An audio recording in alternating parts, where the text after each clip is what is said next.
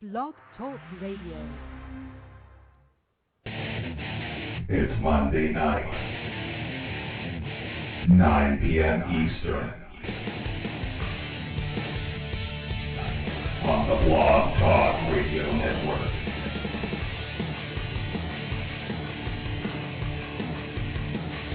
Once again, it's time for the most intriguing talk radio on the internet today.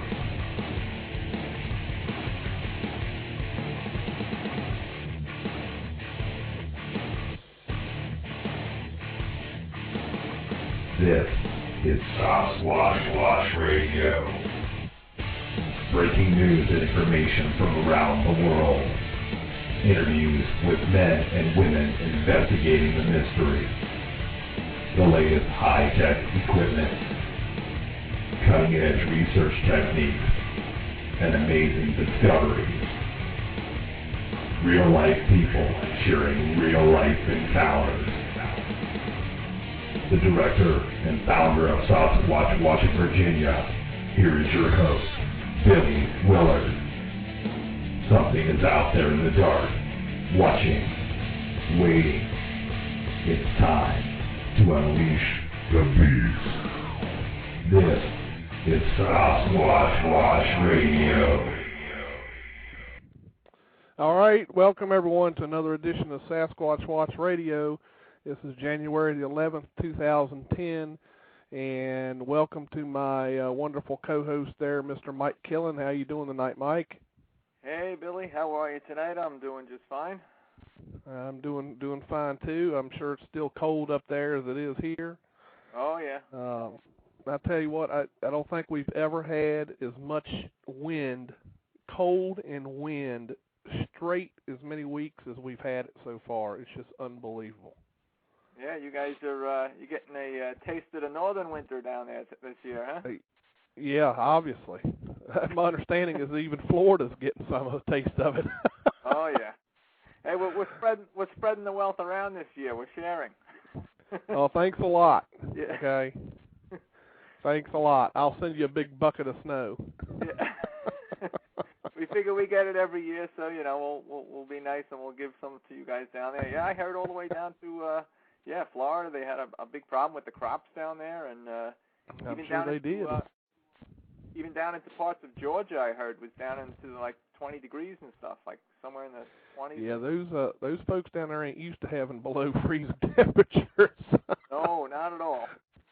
I can imagine. So, yeah. I can imagine even if they got just a dusting of snow on the roads, like an inch. I can imagine it must be mass chaos there, because those people don't know how to drive on that.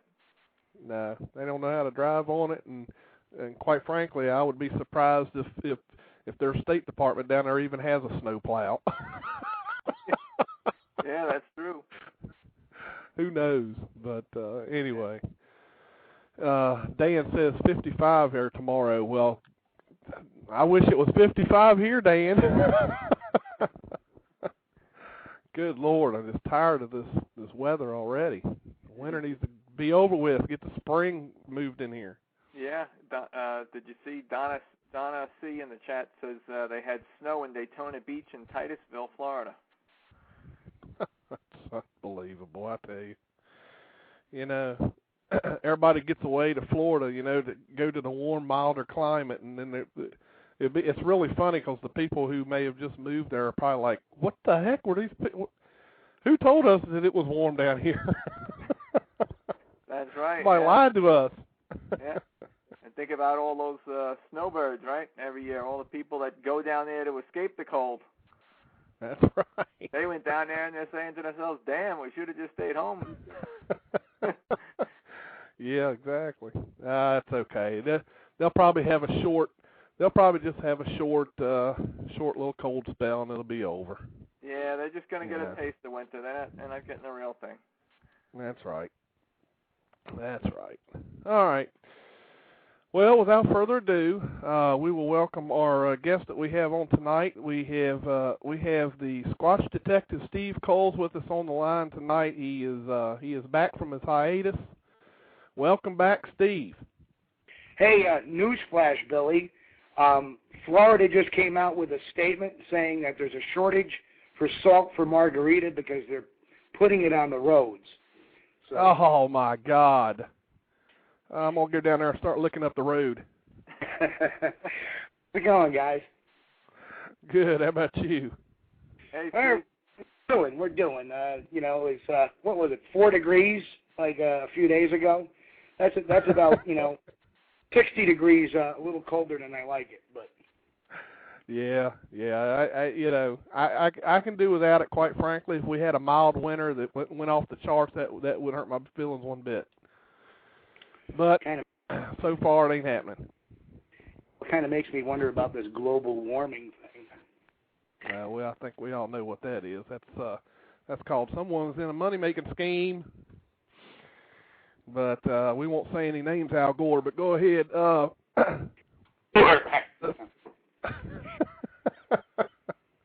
Better be careful. The NSF's probably listening to me. Or NSA, I'm sorry. Somebody. But due to the fairness doctrine, we have to turn around and say, global warming is a major concern. Yeah. Okay. We fulfilled the fairness doctrine. I'll do my part. And I'll buy them $1 million worth of green products, I guess. So we're all going to have to anyway. Oh gosh. Well, anyway, Steve, welcome back. I guess the first question is going to have to be, what are you doing now? What you're back and you're back in the saddle. Let people know too. You brought your radio show back. Let people know when that is and everything, and just kind of tell us what you're up to. Yeah, well, on the radio show, we're back on Wednesday. This time we're on Wednesday nights at 10 p.m.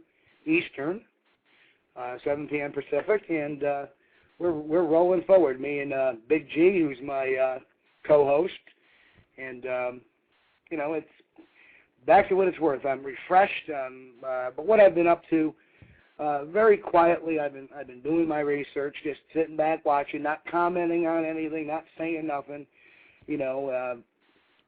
Quite frankly, towards the end of 2008, I started a new career path. Kind of odd. I mean, I am working on.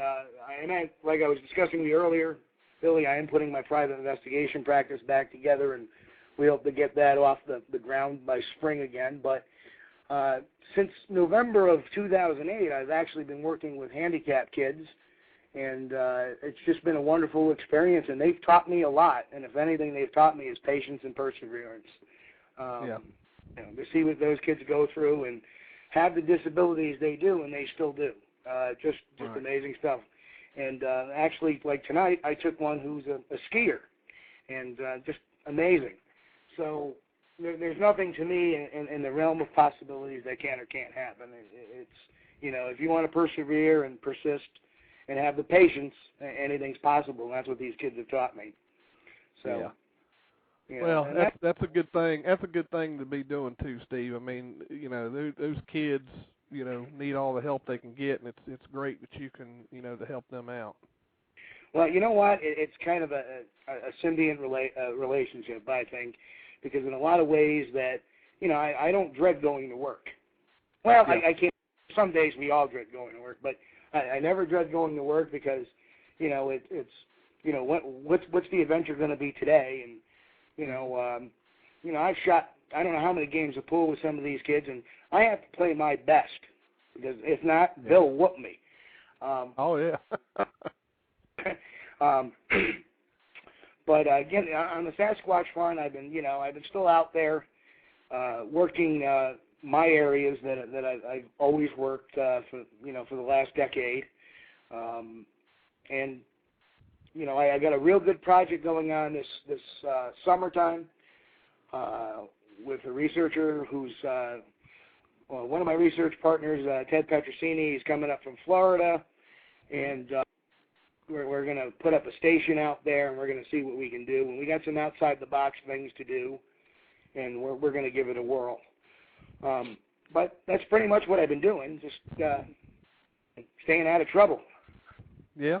Well, it's good to have a break too. I mean, even when I take a week or two to just, well, quite frankly, I honestly never even go on the forums anymore.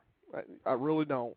That alone is a relief because as many of us know, a lot of times on the forums we just have more arguing than we have constructive debate, and I quite frankly would rather not deal with that stress. I have enough stress just working my job. So, I just stay off of there, and I tell you that's a break in itself. But just taking a break, man, is just let yourself get refreshed and just clear your mind. It does a world of good, I think. Well, at the time I decided to take my hiatus, there was a lot of stuff that had come down the previous year, and I was pretty resentful. And I'm not a resentful person at all. Only towards those who have really directly inflicted pain on me. And only one real person comes to mind when it comes to that. Mm-hmm. I've always said carte blanche. Let's get back to business. Right. And business solving this mystery. And you're right. I mean, I'm not going to go forum bashing. I mean, it's a release for some people, but in reality, it's all about getting the boots on the ground and getting the job done. Right. Always. And when you share ideas, and I kind of look at it this way.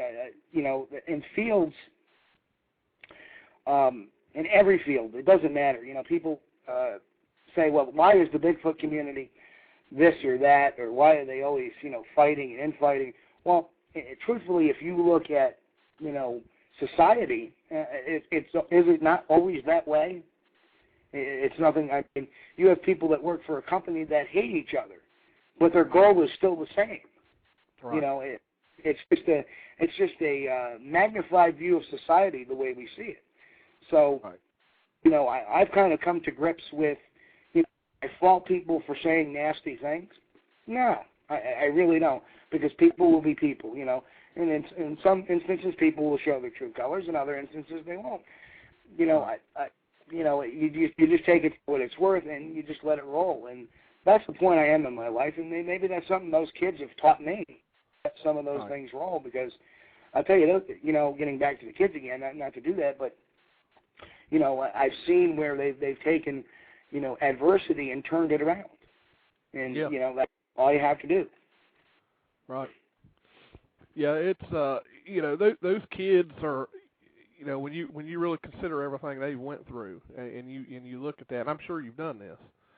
Look at that from your standpoint. Those kids have went through a hell of a lot more than any of us have went through, both mentally and physically. And for us to, think that we're worse off than them for any odd reason is crazy, Yeah. I can see where that would be a really good learning experience and a very good, a good experience to have, really.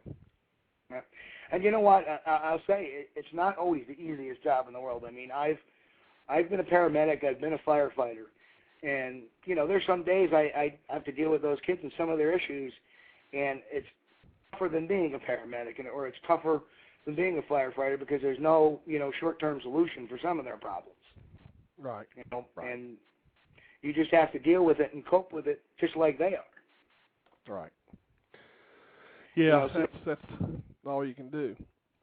When I took this and looked at myself, I said to myself, okay, I'm being stupid. This is a life passion of mine. Since I was a very young age, this has always been an interest of mine. And for the last decade, I've worked really hard at trying to solve things. I mean, people wonder what makes me tick. And you know what? A lot of times, and I'll say this, it's not necessarily solving the Bigfoot mystery as a whole. If there's something out there, a piece of evidence, even like a hoax or like a misidentification, it's the challenge of solving that what keeps me in play. Right. It's not, solving it, as a whole. Okay, here it is. We've solved the mystery. That's not necessarily what I'm in it for. It's just the passion of solving little pieces of the mystery that makes it worthwhile for me. I guess Right. I've always been a little inquisitive fellow. So. Yeah, I think Bill Green's wanting me to turn on my Skype, and I have never attempted to use Skype with Blog Talk Radio. So, Bill, I don't have a clue on how to tie Skype into this radio show because I've never tried it before. That may even premium function, I believe. Really? I'm not sure. I think so. I don't know. They've had Skype callers call on the switchboard. Right. Yeah, I'm not sure. I'm not sure how that works. Unless Mike does. Do you know how that works, Mike? I don't. But speaking of, Steve just brung it up. I was going to say I don't know when you want to start taking callers, but you actually have a Skype caller and another caller hanging on the switchboard. Oh, yep, you're right. Let's go over here and see who we got. That first one might be Abe. I'm not sure, but we'll see if we can click him on to find out. Skype caller, you are on the air live. You guys are correct as usual. It's me. Just called to listen in, Steve. Welcome back. It's been a long time since we've heard your radio show. I definitely enjoyed it. Hope you have a good long run. Well, thank you. Thank you very much. It means a lot to me, and it's going to be a long run. I'm like I said, patience and perseverance. And if one thing I've learned is I'm in it for the long haul. But thank you so much. Not a problem. Not a problem. Good to hear your voice on the radio again. Other than that, you guys, I just called to listen in. If I have a question, I'll cue the host. All right. Thanks a lot, Abe. Thank you. All right. I know who the other caller is. That caller is just listening into the show. So, Mike, was there any questions from the chat yet before we continue? Nope. I did not see any questions. All right. Good deal. All right, what we'll do is, well, I'll tell you what, Steve. During the time that you were kind of off, we'll call it time off. Was you still doing research? I was doing research in my own area. I wasn't really focusing too much on global events. I'm slowly been catching up. There's still some things I'm going, really? But for the most part, I kept it, just to myself. And right. Maybe with the exception of Ted Petrosini and Big G. That's really right. about it. I got to say, I was up at Buck a few times this year, and actually I've probably been to that place more times than I have been in the last, 5 years. Right. It wasn't a yearly or a biannually pilgrimage. I mean, I was up there 3, 4 times, 5 times at least this year. I lost count. I had my son involved. Actually got almost to the summit before his old man said, "I've had enough." My son, who has a definite interest in fish and game, I made an announcement last Wednesday. He's off the SUNY Coble skill. He's in come August, he's in the going to be taking whatever science is, wildlife management. So right. He's going to go for his bachelor's in wildlife management. God bless him. I've had some visitors come in from Ohio and from Western New York that have come in and have contacted me privately, and we've been out and about. And one particular instance, I had someone out. We actually caught a glimpse of something off to our one side. Can't say what it was for sure, but I just curious that, I tried some wood knocking, tried some calling, and didn't really hear much except movement. And something basically followed us for a while, and we did catch a little movement. And I didn't say nothing at first, and said something, and that kind of made it all very interesting. So, cool deal. Now are you back active with any groups right now? Well, I've always been a member in Ezra. never left. I've always been a quiet member, and I still am a member as far as I know. But yeah, I have talked with Big Daddy a few times over the last year and a half, so I've always kept contact up, and I'd call him up and say, hey, there's something going on now. I'm active again. Let me know. So right. Yeah, I tell you, I have always enjoyed talking with Chuck. Chuck is just one of the best guys, that you can talk to that guy about anything. He's just the warmest fella. He is. He's got a heart as big as his stature. I mean, just a great guy all around. Yeah, and I did miss a couple expeditions with Nezra. That wasn't necessarily because I didn't want to go. It was because of just scheduling conflicts and time off conflicts and stuff like that. Right. Well, obviously with the job market the way it is today, you got to take advantage of every little bit of work you can get.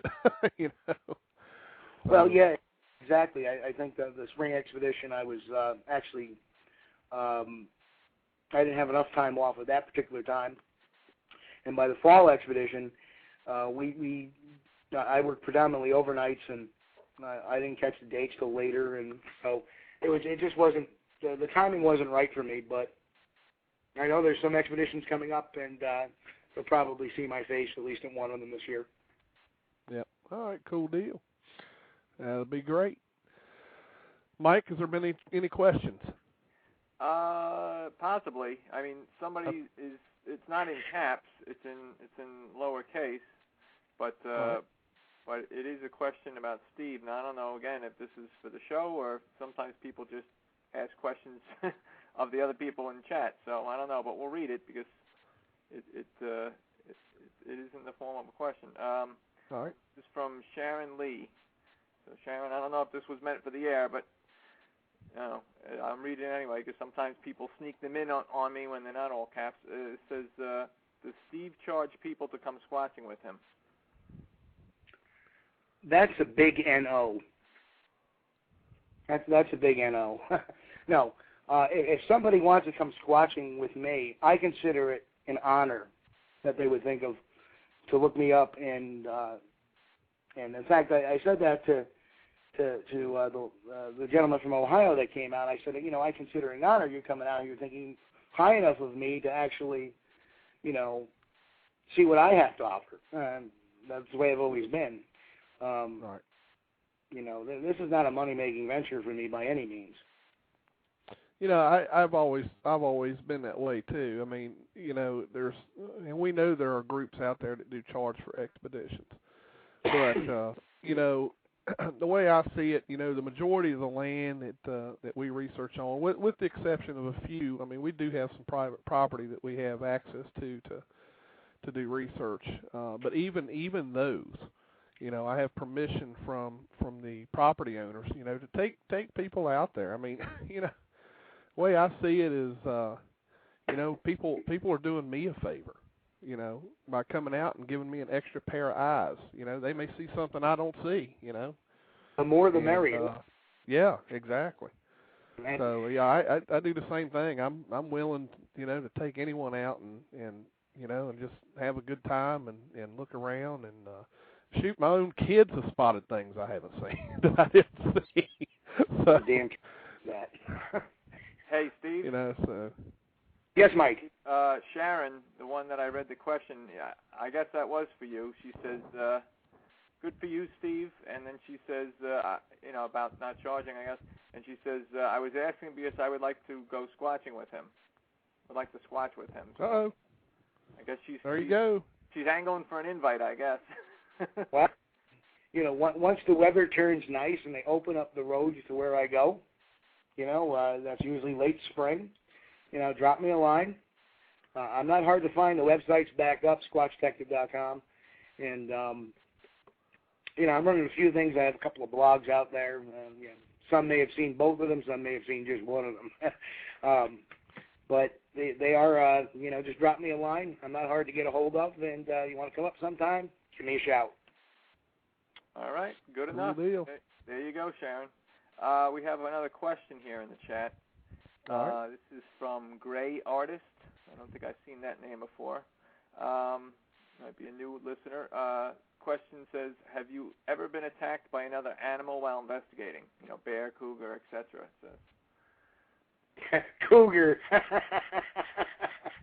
I'm laughing at that for other reasons. Yeah, well, I think they mean four-legged. No,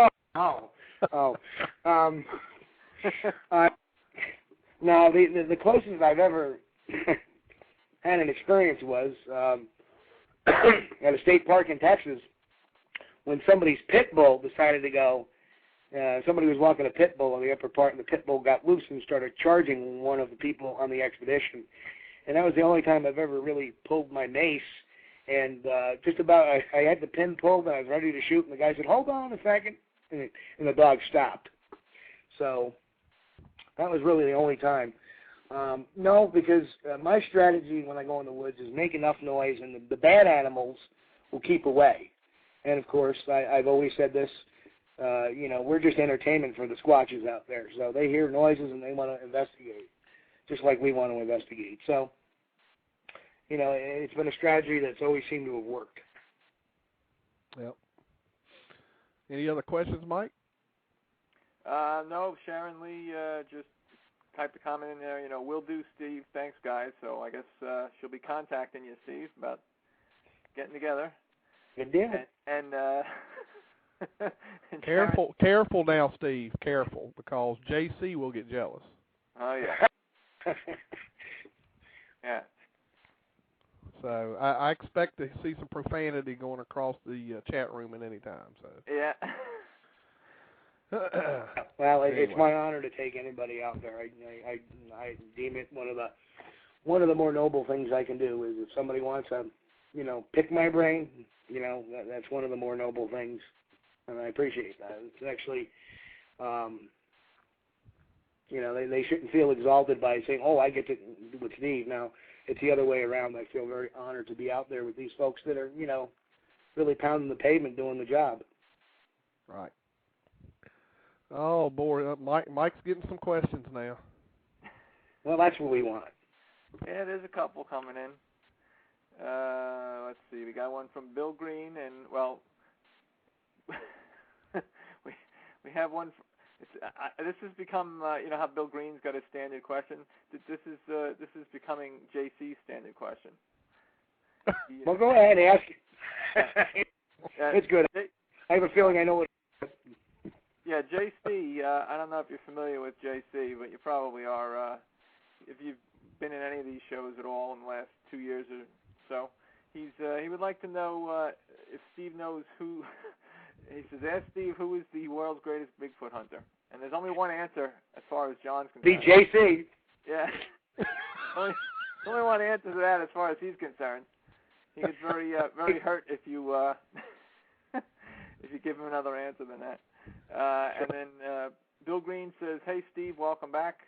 You have an awesome blog." And then he says, "Are you investigating any new sighting locations?" Well, not necessarily locations. I am investigating a sighting report. Yes, I am. I just finished a trail cam analysis, which I'll be rolling out Wednesday night. That's sure to be a fun one.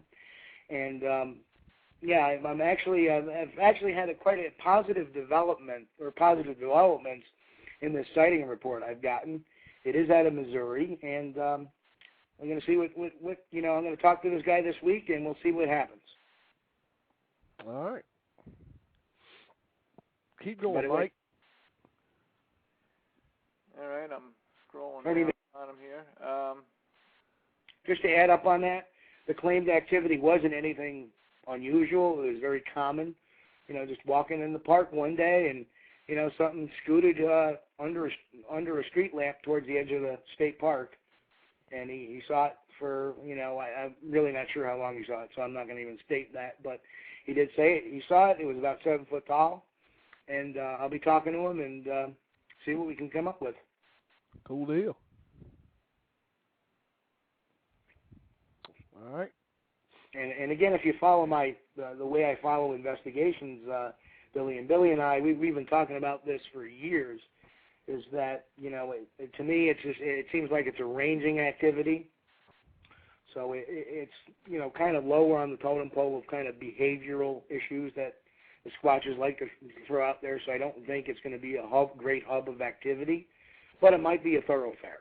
So, at the very least, if it's a legitimate report. And of course, we have to do, due diligence. That's the weather checks and speaking with the gentleman. Maybe I get somebody close to him to speak to him face to face and take him out there, and we'll see what we can do. All right. We're gonna start taking turns now, Mike. Yeah, I see you got two callers on the switchboard there. You got Henry, and you got the 432 area code, and then there's a question or two in the chat. So whatever you want to do, you want to take a call, do that, and then. Yeah, let me. I'm gonna grab this first caller here that's right in line. So, caller from the 432 area code, you're on the air. Hey, hello, folks. How you doing this evening?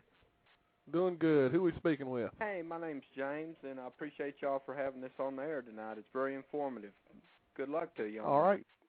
My James. question is, it's real brief, and if you can cover it, I appreciate it. If you can't understand, what do y'all feel about, Mr. Kulls and you folks, the recent allegations of that Bluff Creek massacre? All the questions that's floating around on different sites about that. What do y'all think? That's a good question. I mean, I've looked at different message boards, and we do a little research out here in West Texas ourselves, and seems like every time you try to ask a question on some forums, to get some information, you either shut down, criticized, or you just shut out. It's just, I'm not from California or anything, but I'm just kind of curious about that. What do y'all think? All right, you want to shoot at that one first, Steve? I sure will. I think a long time ago, back in the Pilgrim days, we did a radio show on that when Billy was over at Squatchdetective Radio. And, M.K. Davis has done a lot of great work on the Patterson film. I just don't see any substantial physical evidence to corroborate that. You can interpret film in a number of different ways. Yes. I don't think a film alone will prove anything that there was some massacre there. Are there any bones? No. So, to me, as an investigator, it's an interesting theory, and that's what I think it is. It's a theory. I don't think it's anywhere near proven, and I'm certainly not convinced. But it's a theory, and, as the motive of theory, I've heard, in the past some people bouncing around some motive ideas, but, again, that's just theory. So I will stand behind my statement as I've seen no physical evidence to corroborate such a massacre. I'll turn the rest of it. But that's kind of like a lot of us, if I may speak, a lot of us, we've seen the film, we've looked at it, and it's there's a lot of conjecture that's brought forth in this. Mr. Davis, he's done some things in the past, but everybody that's substantiating this theory, if you want to call it, every time you try to question them, about where you coming from on this, the door gets slammed in your face, you get ridiculed about it. It's if there is bones there, the stuff's buried, then how come nobody has gone out there and attempted to dig it up? Is it still there? Is it not there? It's kind of, I don't know. I don't think it happened. To be honest with you, I'll go ahead and say that. I mean. Yeah, I have to agree. Where did this rumor even come from? Is what a lot of us are asking. What even started this? Well, I can answer that. Okay. I can answer that. Thank you. I was at the Ohio conference when M.K. Davis presented a presentation. It was one of the first times he presented the information. Okay. He had been doing some analysis on the film, and in the film he had found some items that he thought were questionable items. I will admit that Mr. Davis never used the word massacre. That word was actually started by someone else. Okay. But he had found some items in the film. For example, everyone remembers the famous, what everybody calls the hernia in the leg, right, in the on thigh. the right thigh. Yeah, okay. he had done an analysis on that portion of the film and claimed that that was not a hernia. He then claimed that that was a bullet deflection, a bullet going into the thigh of the leg. And he was saying that the reason he was saying that was because he said there was an indention when the bullet entered, and then the resulting, when you drop a rock in the water and you have your waves? Yes, sir. Okay, he was saying that that was the bullet going in and then the shock wave result in the leg. Okay. So he was saying that the creature was shot in the leg. Now, I will admit that I was part of the folks who had a little side meeting with Mr. Davis in the side room, and there was just a few of us watching this film on his laptop. And I will admit that when I first started looking at some of the stuff he was talking about, that I felt myself kind of being convinced, but then I kind of backed up after a while, and I got to thinking about it. And the more you can find so many things in that film, whether it's, first of all, we all have to remember that film is not the original. Okay. That film's that he's got, I believe, what he said was the third copy generation. Right. And no one knows where the original is, supposedly. But there's so many, imperfections in that film, whether it's trash and blotches or whatever. You just can't make anything out of it. The hernia aspect and the entry wound, and then which I can I agree with you on that. I can kind of like see that aspect of it, but then to go from that to bloody dog prints and right. Y'all know the story that's involved, all that other stuff. Yeah. It's just kind of far fetched, and I just kind of wanted to see what some other folks in the community felt about that. Right. Without pointing a finger in any other forums or anybody, we all got right. Yeah, and I don't think that's that's certainly not what we're doing. No, definitely not. I had the opportunity to meet Mr. Gimlin, Bob Gimlin, up in Washington State this past year, and after I'd met and talked with him, you know how you talk to someone, you get to know them a little bit. Yes, sir. This guy doesn't have a bad bone in his body. There were some folks saying, well, Bob Gimlin had the gun and he took a shot at it. This man wouldn't harm a flea. So I have a problem with that. This man had nothing to do with that. And then there's other talk about there being other people there and stuff like that. But quite frankly, I don't agree with the theory. I think that Patterson and Gimlin was at the right place at the right time. They got lucky. They got a shot. They got a video, a film clip of this creature walking across the sandbar, and there you go. Well, yeah, and folks can, I'm 43 years old, and I remember as a kid when this thing come out in the theaters, it scared the hell out of me looking at it. Yeah. I didn't even want to go out in the backyard, and I grew up on a ranch, but you can take a look at that, and it's I'm not going to say it's a human or an animal, but you can tell that that's a Bigfoot. If you want to call it that, or I know a lot of folks in the community on one side are saying it's an Indian. And I don't.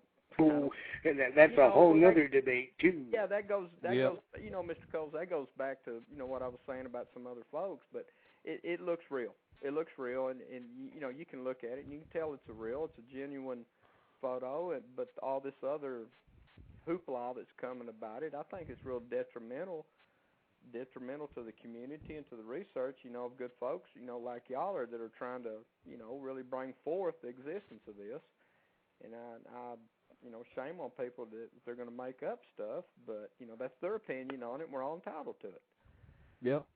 But anyway, I appreciate y'all taking my call. God bless, and y'all keep up the good work, man. All right, man. Thanks for the call. All right, adios.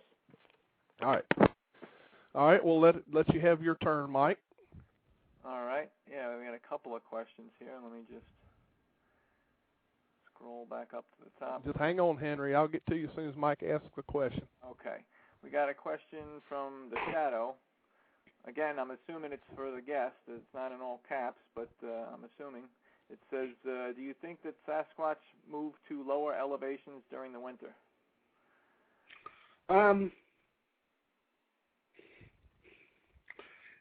Truthfully, I don't think so.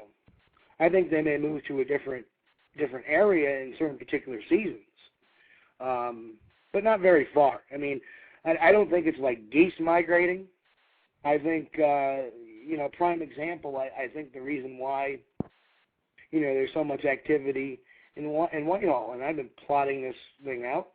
A lot of it, is the Green Mountains, which has a lot of fir trees, probably provides a little better cover in the wintertime than the oaks and the maples we have in New York. So the leaves drop here in New York and there's no forest cover. Whereas, if there's a good abundance of firs in the Green Mountains, that's what they can use for cover. So I don't have any substantial evidence that says they go to a lower elevation. What I've seen, though, is that a lot of times when they're witnessed is usually at the lower elevations. Yep. So, hence the famous smoky crab tree. They follow the creeks. The creeks. Yeah. All right, it's my turn. I'm going to take Mr. Henry May's call. Henry, you're on the line. Good evening, gentlemen. Hello, Steve. Hey, how's it going, Henry? Hey, Henry. It's going well, and by the way, I forgive you, and you'll know what I mean when you read your book there, Steve. Oh, that's okay, Henry. Let's put it behind us. Right. You got it. Yeah, I wanted to talk a little bit about this IMAX footage. It turned out, they published this on the BFRO website. Turned out to be a crew member, ATV. So better luck next time. Yeah, I heard the same thing, Henry. Has anybody done a blow up of that just somewhere? Somebody's done a blow up. They've done all these enhancements, and they've done where they've zoomed in on it and things of that nature. And I had initially leaned toward it being a Squatch, but I never actually said it was a Squatch. So for those who think, oh, Henry said it was a Squatch, no, I didn't. Daggone it, Henry. I wrote an editorial. About it. Excuse me? What? I said, darn you, Henry. Anyway, all right, everybody heard it. Everybody heard it here first. Henry May said that was a Bigfoot.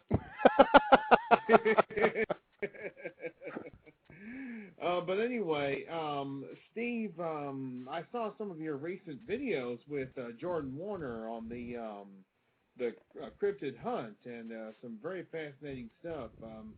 Are you planning on doing anything like that with any other documentarians, perhaps? Nothing's on board. Nothing's planned. That was just he called me up about a month previous to that, asked me if he could shoot some video, and that's what we did. And a lot of that stuff you also saw on the Monster Quest. There I could delve into a little more detail because it was a little more focused, not on other different scenarios that they had going on in the Monster Quest episode. But no, I have nothing on the books. Things kind of come and go real quick. So matter of fact, I actually was almost in another episode of Monster Quest last year in regards to the New York baby footage, but they wanted me to go out and wanted to follow me out to the area where the footage was taken. Unfortunately, that whole area had been turned into an ATV park since 1997, so that never happened. But I was able to give them some stills and able to give them a copy of the video and able to put them in contact with the guy who made the video, and that's where I left it. Mm-hmm. Yeah, I was going to ask you about that. I was going to ask you about the investigation. I'm sure the investigation is continuing into that particular video. Well, at this point, the video is 13 years old. And, if we were to put that in Patterson-Gimlin years, it's 1980, compared to when the Patterson-Gimlin film is. So it's been a lot of time has passed, since that video has been shot. So, is it going to prove anything carte blanche? No. Is there much I think they can get out of that video now? No, I don't think any number of enhancements is really going to help that, given, where the sunset was, rather. And it is what it is. But, whatever in that tree was not human. So. Yep. Yeah, that's actually my new credo. It is what it is. Instead of what could be, also could not be, which was my old credo. But that's 2009. I decided to go with a new credo. And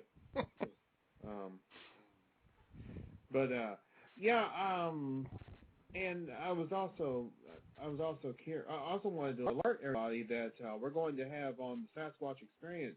It's coming back this Thursday night, 9 Eastern, 8 Central. We're going to have Bill Brand on. Talk about the sightings in New York State. Yeah. Yeah, I've talked to Bill a couple times. He's pretty. Yeah, he pretty called me good the other fella. night. Yeah, he called me the other night. We talked a little bit about some stuff that he's investigating, looking into. So, yeah, Steve, if you're not busy on Thursday night about 9 p.m., come on in the chat and listen. Certainly will. Yeah, sounds good. I guess I have one more question, and that is, as far as investigations in in New York State, do you think that they have evolved since the 70s? I mean, I know that Bill Brand has been at it for a long time. Paul Bartholomew, things of that nature. What is your opinion of the state of investigations in the state of New York? There's a bunch of people out there doing it. Bill has his group. There's Nezra. And it is what it is. There's people out there that are pounding the pavement, doing what they need to do. For me, it's been I know where I've had a pretty good idea where these things may be hanging out. So that's the area I choose to work in right now. If something comes in, if somebody drops me a line or whatever, yeah, I'll go investigate it. Absolutely. It's been a quiet year. I've gotten nothing new. I've heard some talk of some sightings, but I'm very how should I say, not hesitant, but I'm very more what's the word I'm looking for? I'm not so quick to act anymore. I let kind of things play out a little bit longer. Okay.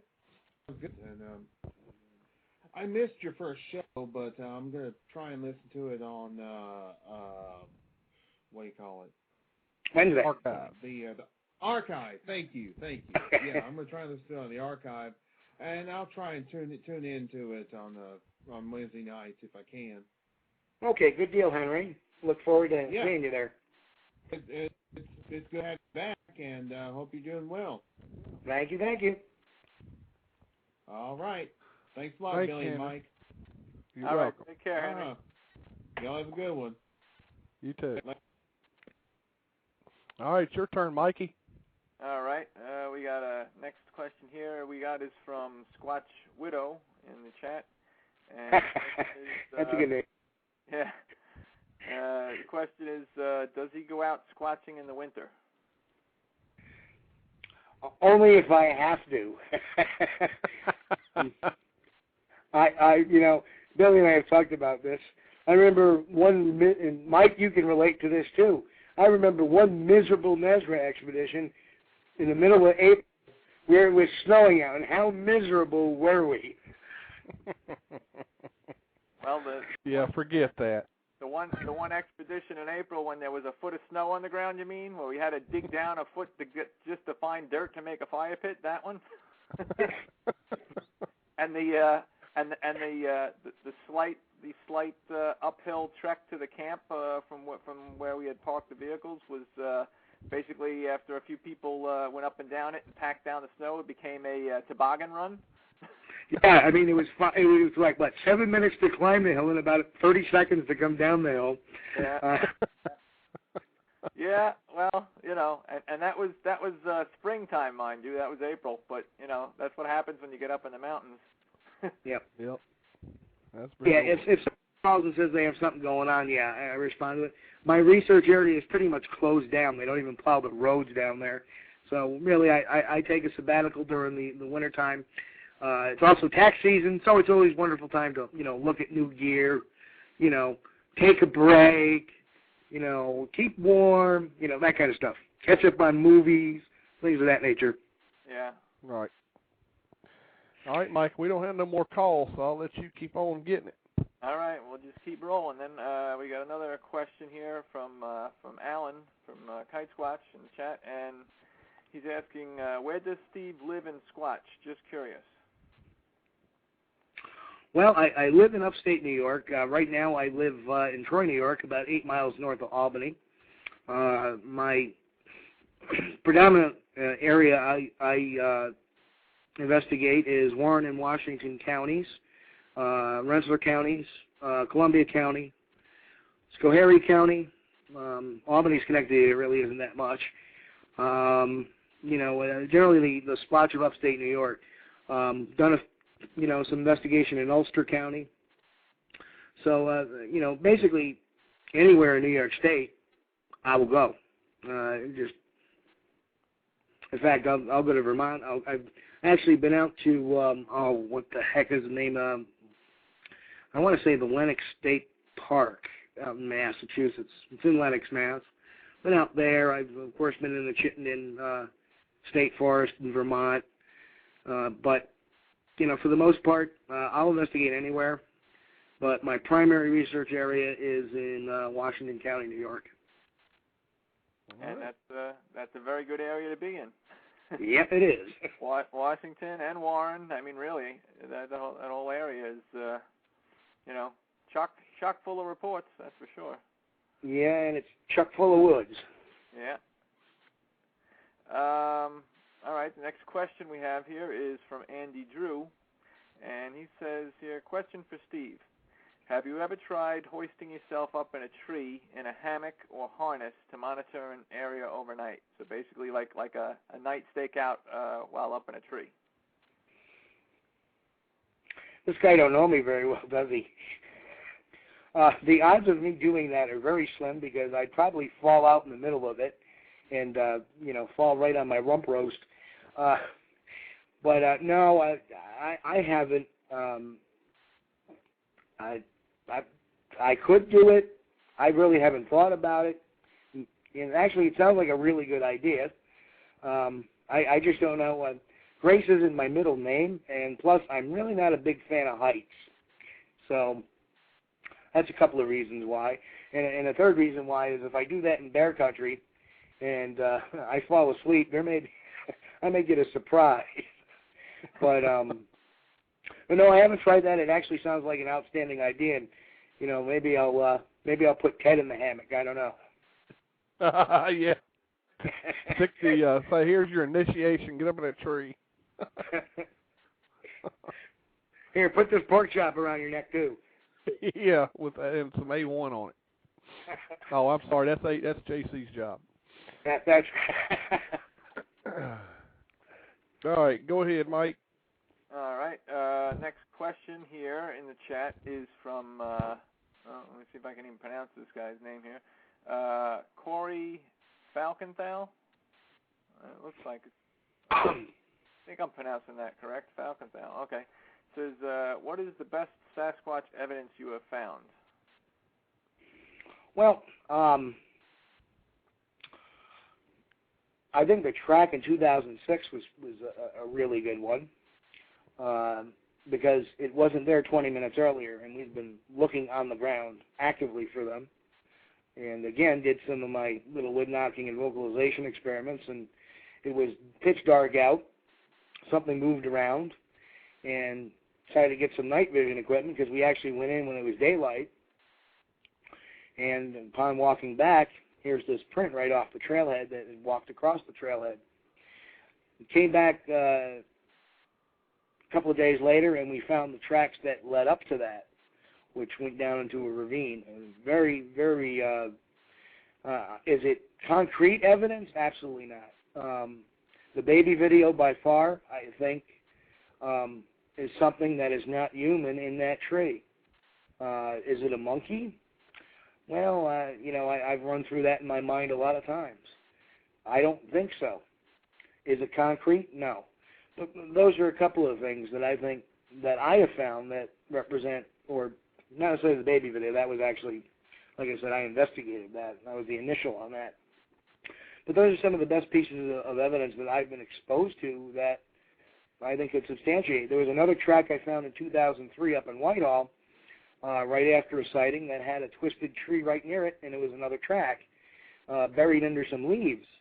And again, I think these are all little things that say, hey, something was there, out of the norm, and that's what I think is the best evidence. And again, I'm not looking for many years. I mean, you work on perfecting, your craft, how to do this. In 2003, I was in the woods. I didn't even have plaster of Paris in my rig. Now, when I go out, I carry it with me. So, you live and learn, so it's always a growing process. And now I think I am to the point, as well as, Ted, to the point that where we're going to try to get some hard scientific evidence rather than just these subjective, tracking pieces of evidence. But that's my pitch on what I think I found personally that I think is the best. All right. Okay. Hopefully that answers the question. Next question is from Andy Drew, and this is actually for all of us, or any of us. This is a question for Steve, Billy, and Mike. Do you like the words Sasquatch, Sasquatches, Bigfoot, or Big Feet to describe more than one? Billy? Hey, Billy? Yeah. You know what my answer is going to be? Yeah. Sasquatches. What's that? Sasquatches. Sasquatches. I personally, my personal preference is to use the same type of plural as you do for deer, and that would be Bigfoot would be plural, and Sasquatch would be plural. That's me. Yeah, that's how I always looked at it too. Depending on the usage in the sentence, you'll figure it out if it's a single individual or more like talking about a group or even the species as a whole. Like you said, deer, moose. There's a number of animals that you use the same word. I tend to lean towards that, but also I don't think there's anything wrong with using the term Sasquatch creatures. Yeah. Right. Or Bigfoot creatures, if you wanted to. If you felt more comfortable having a word with an S there, ending in S, so it sounds more plural to you than Sasquatch or Bigfoot creatures. But yeah, I agree with Billy. I've always thought that whether it's singular or plural, same word. Basically, just look at how it's used in a sentence. That's a great question. A more challenging question, though, would be is what do you call a group of them? A herd, a pod, a gaggle? Yeah, a clutch. I've seen most people call them family groups. Yeah. But I don't know. A gaggle of Sasquatch came pounding through here last night. I can just hear the report now. Yeah. Whole gaggle of them on the side of the road, watching the traffic go by. All right. Go ahead, Mike. Next question we have is from Mr. New York. Hey, Mr. New York. He is asking. He says, "Don't know if this question was asked already. I'm joining late.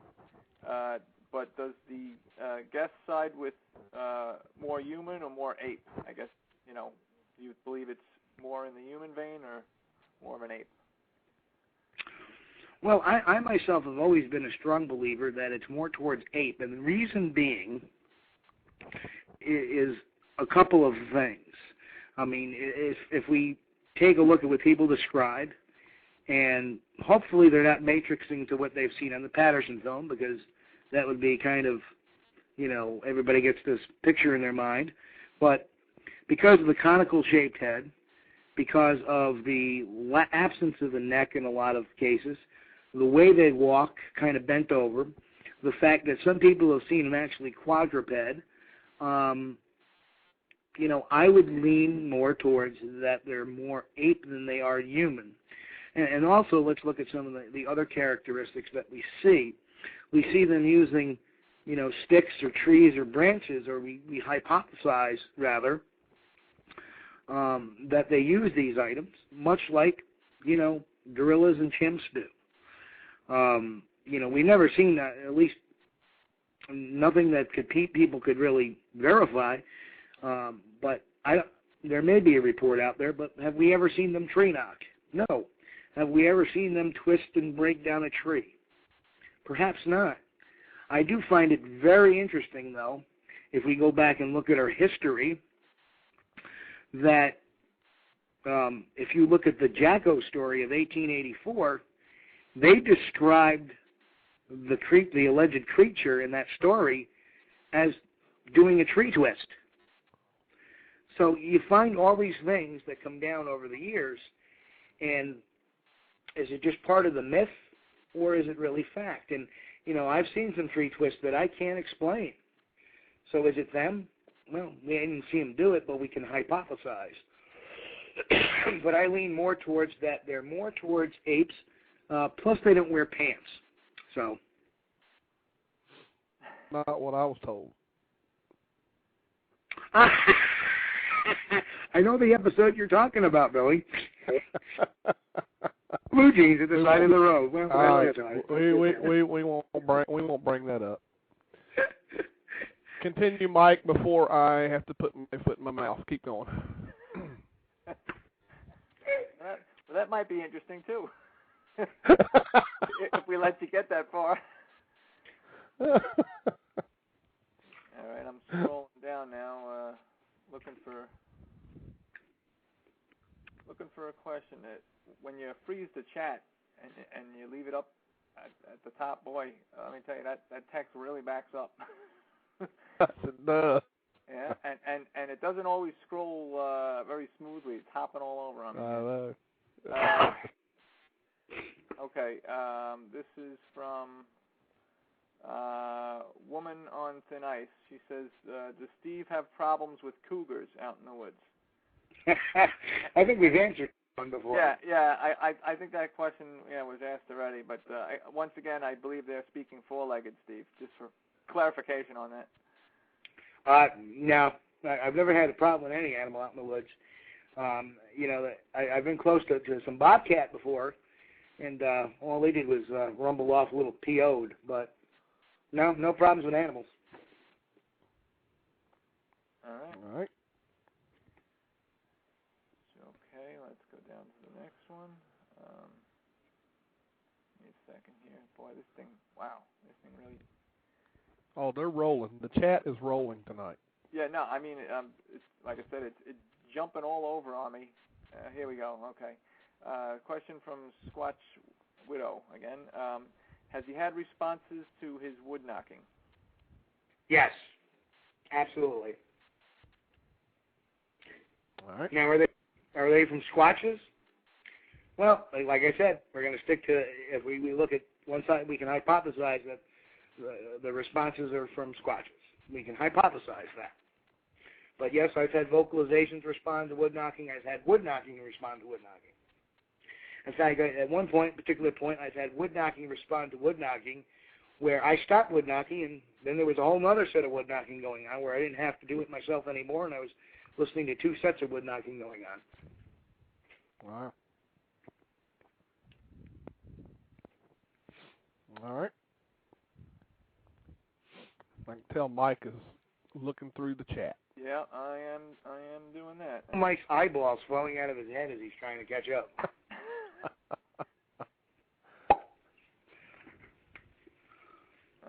Almost down to the bottom here. I'm sure there's another question.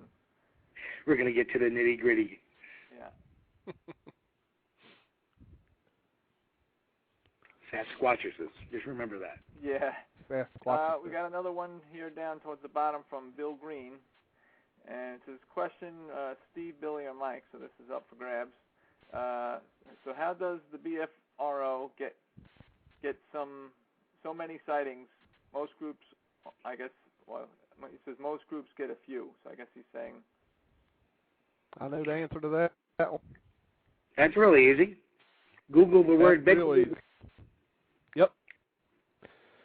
They have the number one position on just about every major search engine on the internet. So you type the word BFRO. That's how they get. Okay. That would definitely make sense. I just lost it again. Oh, let me come back up. There we go. Right after Bill Green, we had a question from the Shadow. What does the guest think of the Todd Standing story? Which one? I didn't hear his. I missed the radio broadcast that Todd was on. I don't know. I haven't really followed him, and I haven't. I think the last time I had him on Squatchdetective Radio was, I want to say January or February of 2007. So it's been a couple of years since, a few years actually. God, we're in 2010 already.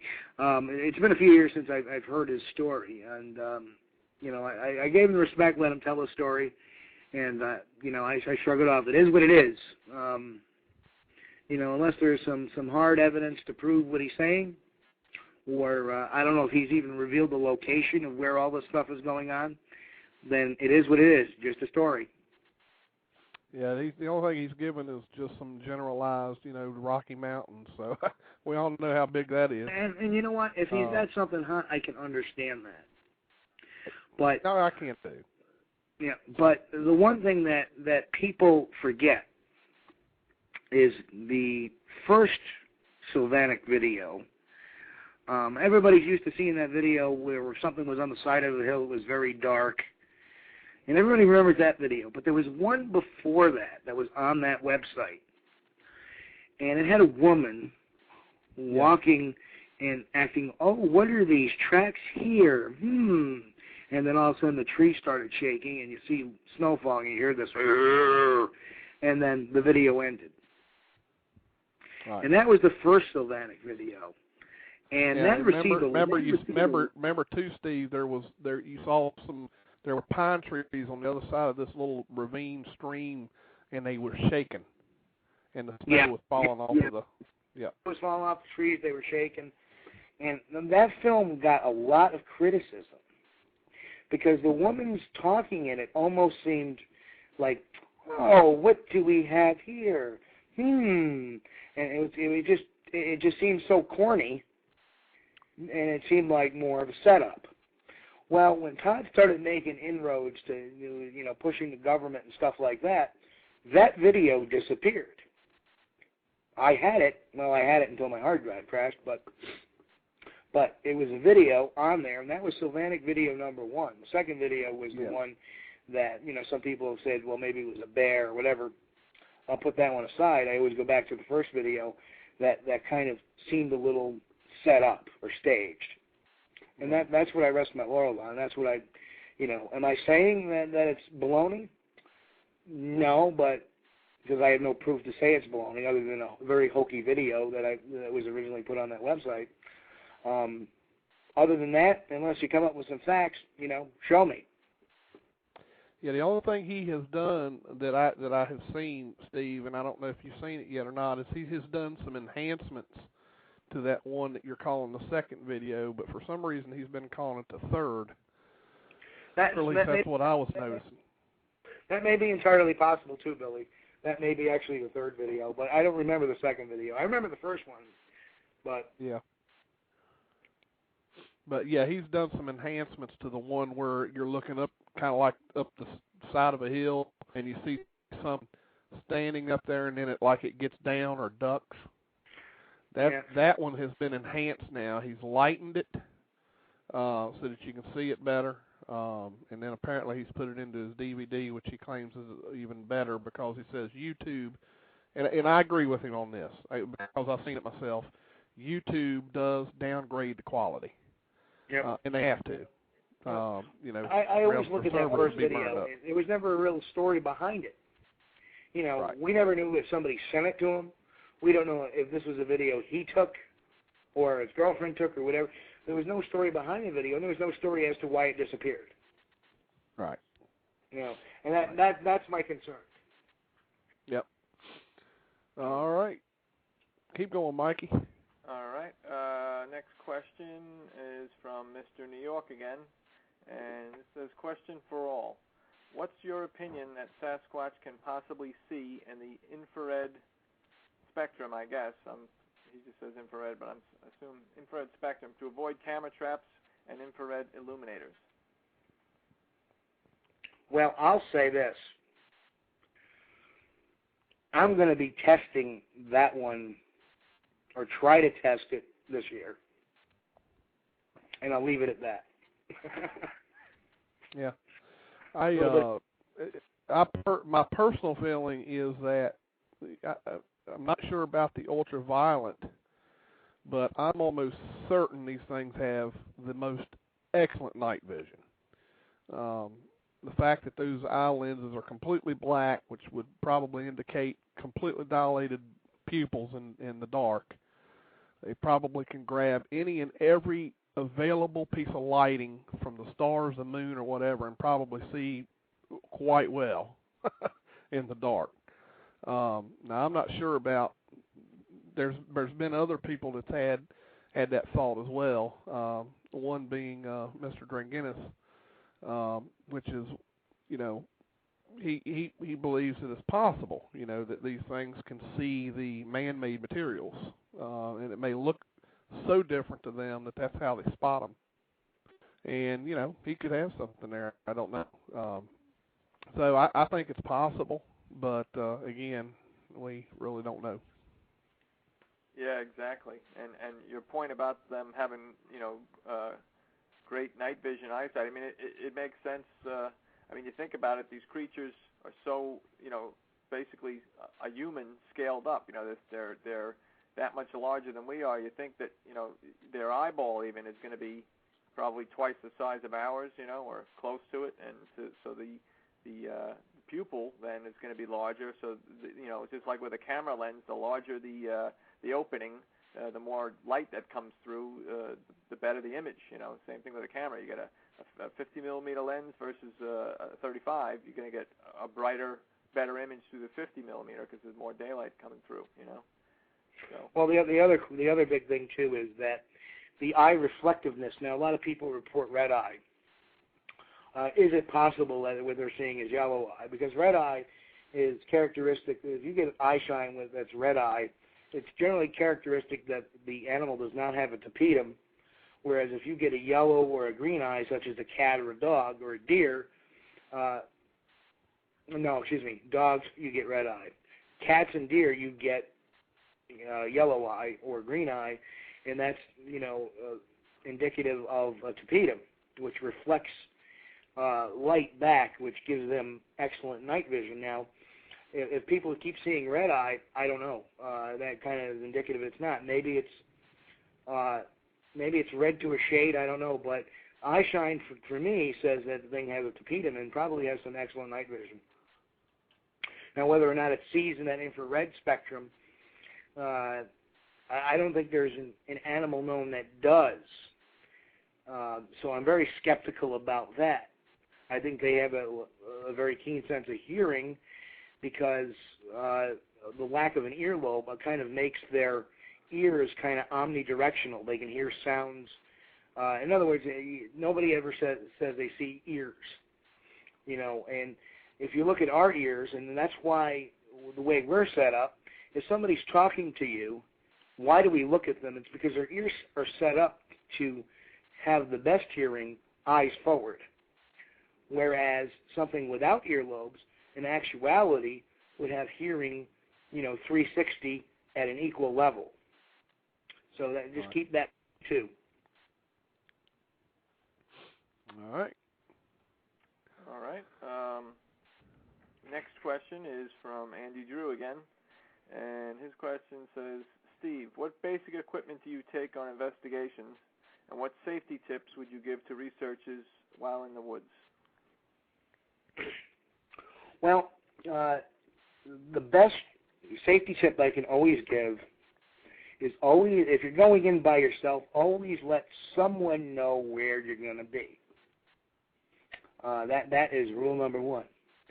If you have to, I always say go in with somebody else. But if you have to be there by yourself, make sure somebody knows. If there's a logbook at the trailhead, sign it so nobody knows you've been there, and sign out when you leave so they're not looking for you in case you decide to duck into the local gym mill after a day of squatching and you're AWOL.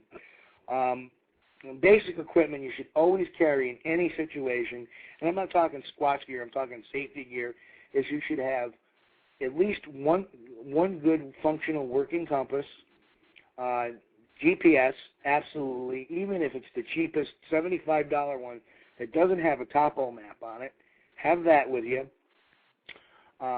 If you have a cell phone, carry that in too. It may not work, but you never know, you might find a spot where it may work. Excuse me. If you have an FRS radio, family service radio, they're cheap and inexpensive. Carry one of those. You might catch somebody if you're in need of help. Carry a lighter. I can't stress the importance of somebody having a good functional working lighter. So in case you need to make a fire, you have flame. Of course, you always want to carry a kind of poncho or something in case the elements come down on you. Again, proper footwear. Bad footwear can make for a bad day. If you're going into a swampy area, make sure you're wearing something that's waterproof. You don't want to, if you get stuck out there, the last thing you need to do is get trench foot or jungle rot.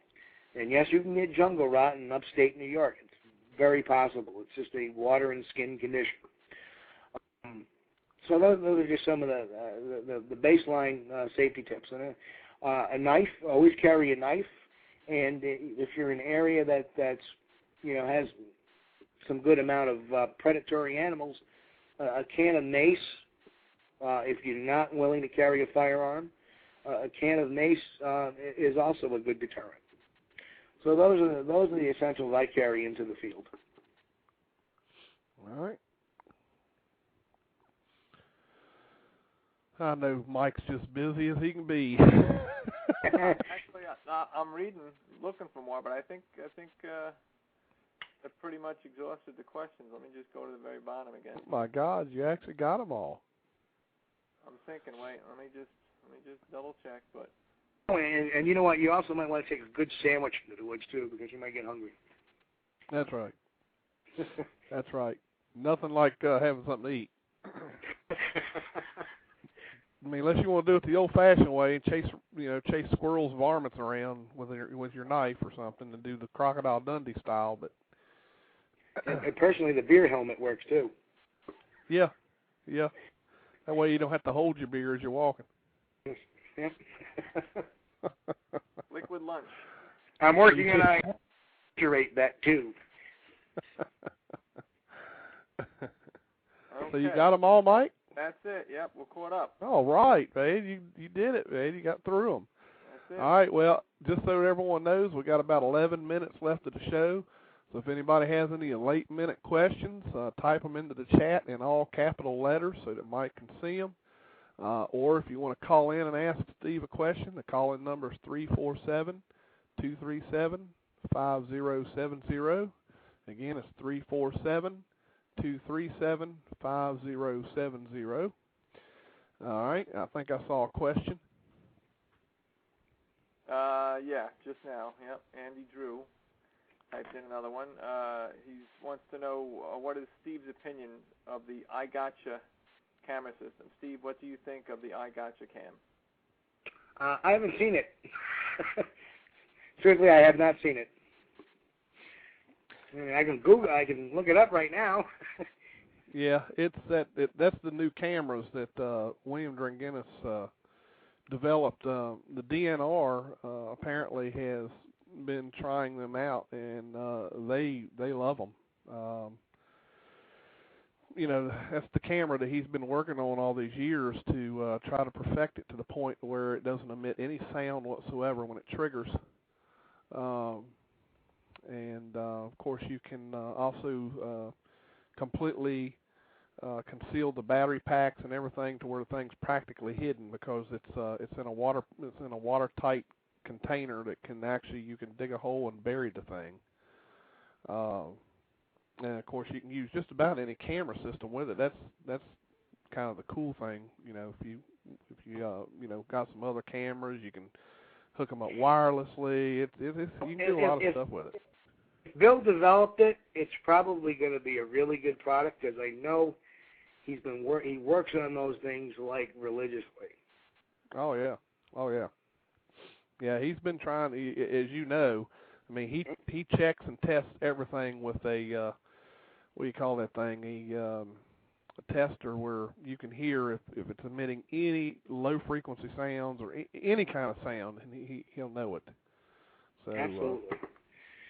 Yep, and he's really big on that low frequency sound emissions.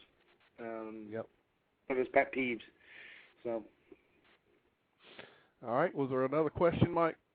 Yeah, actually two. Yep, we just had two. Okay. Get back down to the bottom again. Let's see. Okay, so we had this Andy Drew question, and then after that, Gettysburg Yeti. Hey, Gettysburg. His question. Whoop! I just let off the button and it scrolled.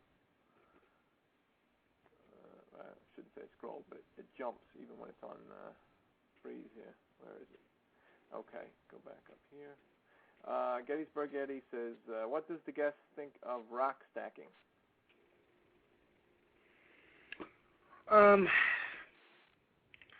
I don't know. I haven't seen enough of it to really be convinced either, you know, exactly what it may be. Possible. Very possible. I've heard some rock clacking before, where something was responding to wood knockings by knocking a couple of rocks together. I haven't seen much rock stacking, though. So I really don't have an opinion. Possible. All right. All right. And then we have another question from Stonewall. And he says, Steve, when are you planning your next expedition? That is in the works yet, nothing concrete. So I'm actually hoping to be off on an Ezra expedition in the springtime, and perhaps doing something in the summertime up my way. Oh, you know what? Abe's got his little hand up here. Okay. Let me grab him. Abe, did you have a question? Yeah, I did. I was wondering what Steve's take would be on infrasound, seeing that we were just touching on different sounds and things like that. Wondering what his thoughts are on infrasound. Well, again, I have an open mind to it. I can't say with any certainty, obviously. I was for a long time against infrasound, thinking, no, can't be. Then I was for infrasound. And right now, I'm kind of like, I don't know. I did have a couple of experiences where I didn't smell anything, but I felt creeped out, and it was down in Alabama, and I felt creeped out, like I was being watched, like something was out there, and I didn't see anything, even with night vision on, and but I almost pinpointed where it was coming from, which was very odd, because I kind of looked off to the wood line to my left, and I was in this cow pasture, and I'm going, you know, and I stopped and I looked at it for the longest time, just looking,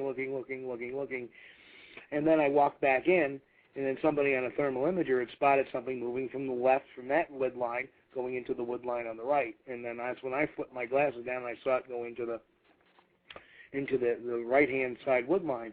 So I was right, something was off to my left, and I definitely felt, you know, I didn't feel anything, but I felt like I was being watched from that area. So is it possible? Absolutely. You know, what I do is one of my things is that you got to keep an open mind to all the possibilities until you get concrete answers. Yep, I totally agree. Okay. I just basically was wondering on, where you stand as far as infrasound, and I guess you pretty much answered that, so thank you for doing so. And again, if you guys like to put me on mute, thank you guys again. All right. Thank you, Abe. All right. Mike, back to you. You got more questions? Yeah, we have another one here from Mr. New York again. Hey, Mr. New York, and just moved again. Here it goes. Mr. New York says, if the guest believes more ape, how does he explain the foot morphology of Sasquatch? Well, like anything, I think adaptability. I mean, I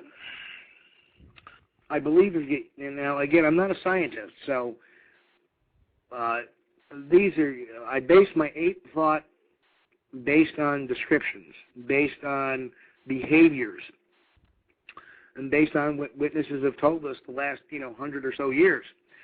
The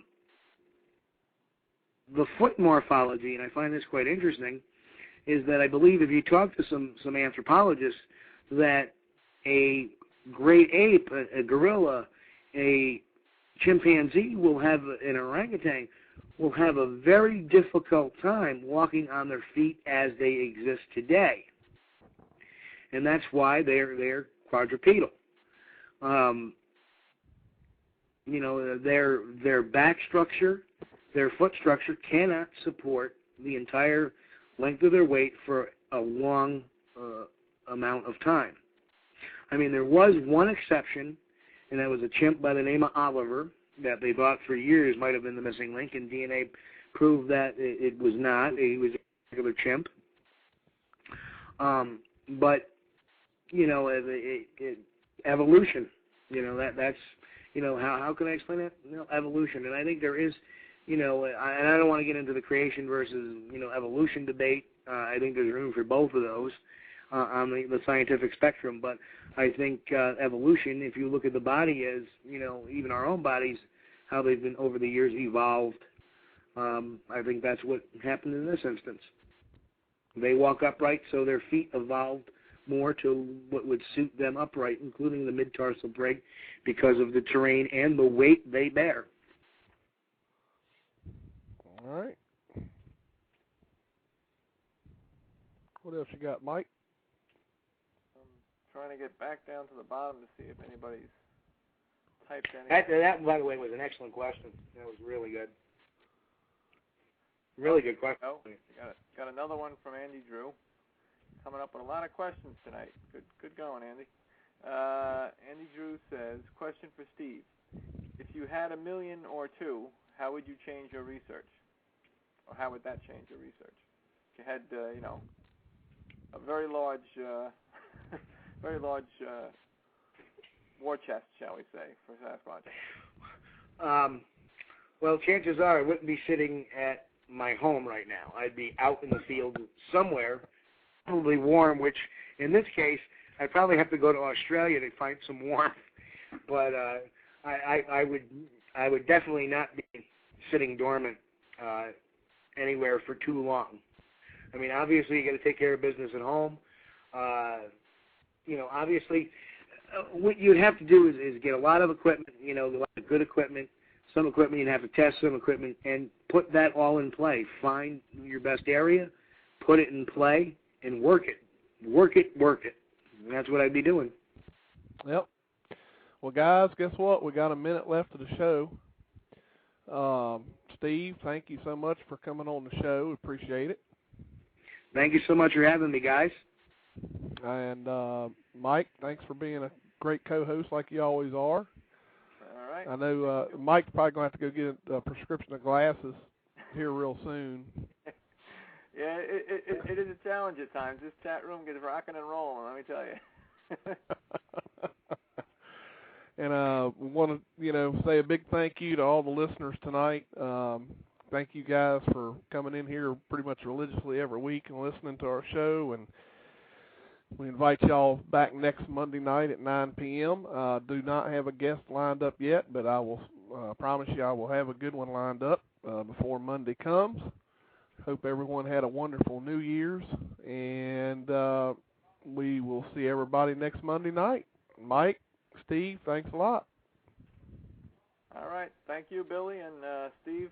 Good to have you on, and keep squatching there, my friend. Will do, guys. Thanks for having me on. All right. Good night, everybody. All right. Good night. Take care, guys.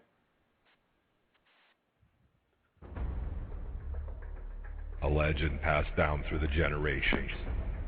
A myth to some, reality to others. Thousands claim to have encountered this creature from all around the world. Footprints discovered, unidentifiable hairs collected, unusual sounds recorded. Something is out there. Sasquatch Watch Radio. Monday nights, 9 p.m. Eastern, on the Blog Talk Radio Network, interviewing the men and women researching this phenomenon, the latest news and information, research techniques, and cutting-edge technology. True terrifying encounters, as told by those who have experienced them. Monday nights, 9 p.m. Eastern, on the Blog Talk Radio Network. Your host, Billy Willard of Sasquatch Watch of Virginia, brings you the most riveting discussions on the internet today. blogtalkradio.com/Sasquatch Watch Radio. Monday nights, 9 p.m. Eastern, Sasquatch Watch Radio. The truth is out there. Welcome to Sasquatch Watch Radio.